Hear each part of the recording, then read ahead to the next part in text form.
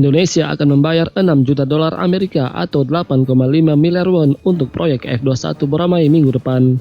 Ini merupakan bagian dari pembayaran hutang Republik Indonesia kepada Republik Korea sebagai imbalan atas dukungan untuk pengembangan pesawat tempur Korea KF21. Pemerintah Indonesia juga bertekad untuk membayar 33 juta dolar Amerika atau 46 miliar won pada tahun depan.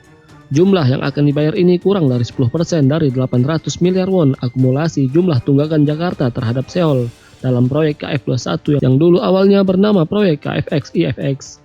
Disebutkan bahwa jumlah kontribusi yang akan diterima oleh pemerintah Korea mungkin sedikit berkurang karena nilai tukar yang tinggi baru-baru ini.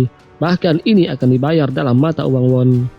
Menurut beberapa pejabat pemerintah pada 5 Oktober, Wakil Menteri Pertahanan Indonesia Muhammad Herindra mengumumkan rencana untuk membayar tunggakan pembayaran yang luar biasa itu pada sebuah upacara untuk memperingati keberhasilan penerbangan pertama KF21 yang diadakan di Sacheon.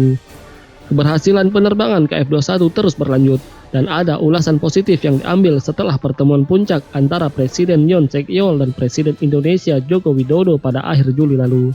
Tetapi juga ada kritik bahwa jumlah pembayaran relatif kecil.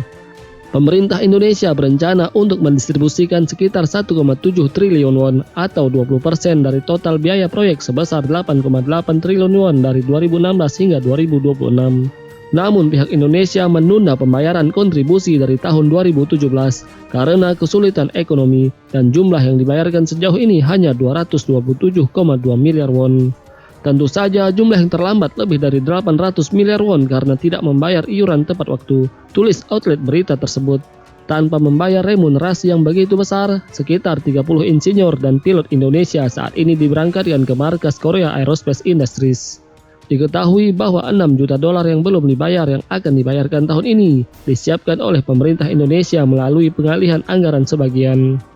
Setelah membayar tahun ini, anggaran untuk kontribusi yang Indonesia telah setuju untuk membayar tahun depan adalah 33 juta dolar Amerika dan pihak Indonesia telah mencerminkan anggaran dalam anggaran tahun depan. Namun bahkan ini dilaporkan telah tercermin oleh Otoritas Keuangan Indonesia yang berkurang secara signifikan dari rencana semula. Seorang pejabat pemerintah mengatakan pemerintah Indonesia telah memutuskan untuk membayar bagian dalam kaitannya dengan pengembangan bersama KF21 tahun ini dan tahun depan dan telah mulai menganggarkan. Meskipun Indonesia telah meninggalkan ruang untuk pembangunan bersama dengan membayar sejumlah kecil non-pembayaran, masalah berbagi telah menjadi masalah antara kedua negara. Sebab untuk membayar 510 miliar won atau 30% dari 1,7 triliun won dari pihak Indonesia dalam bentuk komoditas seperti kelapa sawit dapat menjadi beban. Dalam hal penerimaan barang, proses konversi barang menjadi uang tunai diperlukan. Korea memandang jumlah kontribusi yang akan diterima menjadi berkurang seiring dengan biaya komisi yang dikeluarkan. Hal ini yang menjelaskan bahwa hal itu hanya dapat meningkatkan beban biaya pengembangan di pihak Korea, mengingat tingginya volatilitas beberapa harga spot termasuk minyak kelapa sawit.